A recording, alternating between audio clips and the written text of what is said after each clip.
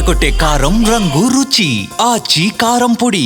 మాట మార్చటంలో దిట్ట ఎవరంటే ఏపీ రాజకీయాలను దగ్గర నుంచి చూసిన ఎవరైనా సరే చంద్రబాబు పేరే చెప్తారు.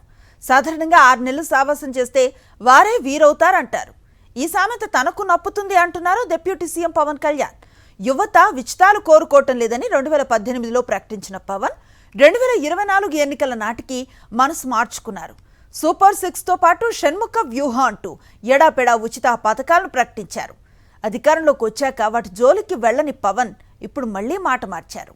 రాష్ట్రంలో యువత సంక్షేమ పథకాలు అడగటం లేదని 25 ఏళ్ల భవిష్యత్తు మాత్రమే కోరుకుంటున్నారన్నారు.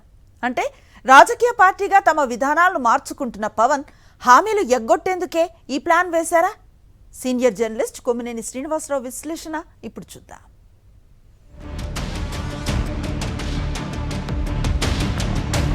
జనసేన అధినేత ఉప ముఖ్యమంత్రి పవన్ కళ్యాణ్ ఇటీవల చేసిన ఒక వ్యాఖ్య చర్చనీయాంశాలు అంటూ పవన్ కళ్యాణ్ చేసిన ట్వీట్ రాజకీయ వర్గాల్లో ఆసక్తి కలిగించింది. టీడీపీ జనసేనలు కలిసి సంయుక్తంగా ఇచ్చిన ఎన్నికల ప్రణాళిక సూపర్ 6 విధానాలకు ఇది భిన్నంగా ఉంది. 2018 అక్టోబర్ 12న ఉత్తరాంధ్రలో పవన్ కళ్యాణ్ పర్యటించిన సందర్భంగా కొందరు యువకులతో భేటీ నిర్వహించి చర్చలు జరిపారు. ఆ ఫోటోను పౌర సరఫరాల శాఖ మంత్రి జనసేన పిఏసీ చైర్మన్ నాదెండ్ల మనోహర్ గుర్తు చేసుకుంటూ పోస్ట్ చేశారు.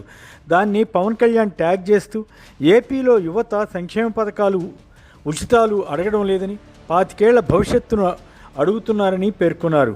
అందుకే తరచూ వారిని కలుస్తూ వారి కలలను నిజం చేసేందుకు కృషి చేస్తున్నా అని ట్వీట్ చేశారు.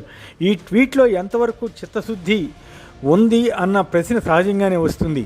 ఈ మధ్య కొన్ని సినిమా ఫంక్షన్లలో యువత సైలెన్సర్ తీసివేసి మోటార్ సైకిళ్లపై తిరగాలని, సోషల్ మీడియాలో తన సినిమాలపై ఎవరైనా వ్యతిరేక కామెంట్ చేస్తే వారిపై దాడి చేయండి, ఇలా పలు విధాలుగా రెచ్చగొట్టే ప్రసంగాలు చేసిన పవన్ కళ్యాణ్లో ఇంత మార్పు ఏమిటా అన్న సందేహం కూడా కలుగుతుంది.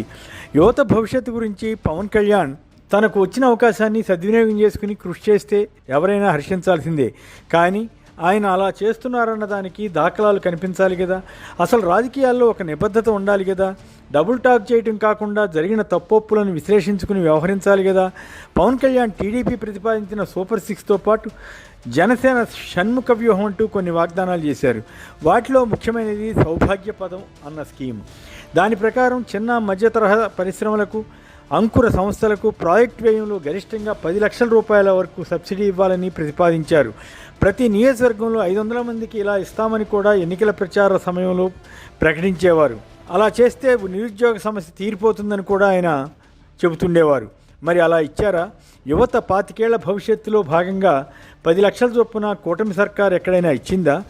అది నిర్మాణాత్మక ప్రతిపాదనని అప్పట్లో అనుకున్నారా? లేక ఇప్పుడు అది కూడా ఉచిత పథకాల్లో భాగంగా భావిస్తున్నారా అన్నది తెలియదు. దీనిని అమలు చేయడానికి ఆయన ముందు వెళితే అప్పుడు ఆయన చేసిన ట్వీట్కు ఒక అర్థం వస్తుంది, పరమార్థం అవుతుంది. అసలు ఆ స్కీమ్కి ఎంత బడ్జెట్ అవుతుందో కూడా ఆయనకి తెలుసో లేదో చెప్పలేం. చంద్రబాబుతో కలిసి పవన్ కళ్యాణ్ అనేక ఉచిత పథకాలు, ప్రజాకర్షక స్కీములు ఎన్నికల ప్రణాళికలో హామీలుగా ఇచ్చారు.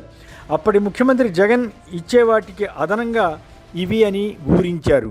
ఇప్పుడు తాము ఇచ్చిన వాగ్దానాలను ఎగవేయడానికి ఒక మార్గం ఏర్పాటు చేసుకోవడానికి పవన్ కళ్యాణ్ వాటికి వ్యతిరేకంగా మాట్లాడారా అన్న సంశయం వస్తుంది. 2018లోనే పవన్ కళ్యాణ్కు ఉచితాలు వద్దని యువత చెబితే 2024 ఎన్నికలకు ముందు అన్ని ఉచితాలు ఎలా ప్రకటించారు? 18 ఏళ్లు నిండిన ప్రతి మహిళకు నెలకు 1500 రూపాయలు ఇస్తామని ఎలా చెప్పారు?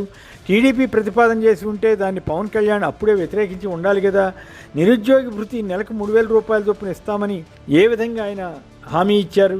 వైఎస్ఆర్ కాంగ్రెస్ అధినేత జగన్ పేద కుటుంబాల్లో ఒక్క విద్యార్థికి 15,000 చొప్పున అమ్మఒడి కింద ఇస్తామని చెబితే అది చాలదని ఏకంగా కుటుంబంలో ఉన్న పిల్లలందరికీ ఇస్తామని చంద్రబాబు, పవన్లు ఎలా ప్రకటించారు? ప్రతి రైతుకు 20,000 ఆర్థిక సాయం చేస్తామని ప్రకటించారా లేదా?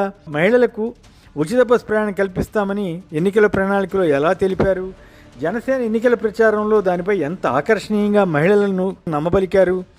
రాష్ట్రంలో ఎక్కడి నుంచి ఎక్కడికైనా ఏ పుణ్యక్షేత్రానికైనా ఫ్రీగా వెళ్ళి రావచ్చని చెప్పారు కదా. అది యువతకు 25 ఏళ్ల భవిష్యత్తు ఇచ్చే స్కీమ్ అని ఆ రోజుల్లో భావించారా?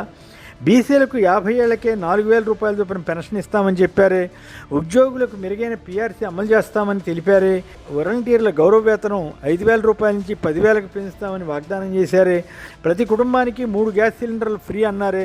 ఇలా అనేక స్కీములను ప్రజలకు హామీగా ఇచ్చారు. వాటికి సుమారు 1,50,000 కోట్ల వ్యయం అవుతుందని, అవి సాధ్యం కాదని ఆనాటి ముఖ్యమంత్రి వైఎస్ జగన్ చెప్పినా చంద్రబాబుకు సంపద సృష్టించడం తెలుసునని వాటిని అమలు చేస్తామని పవన్ కళ్యాణ్ కూడా ప్రసంగాలు చేశారు కదా.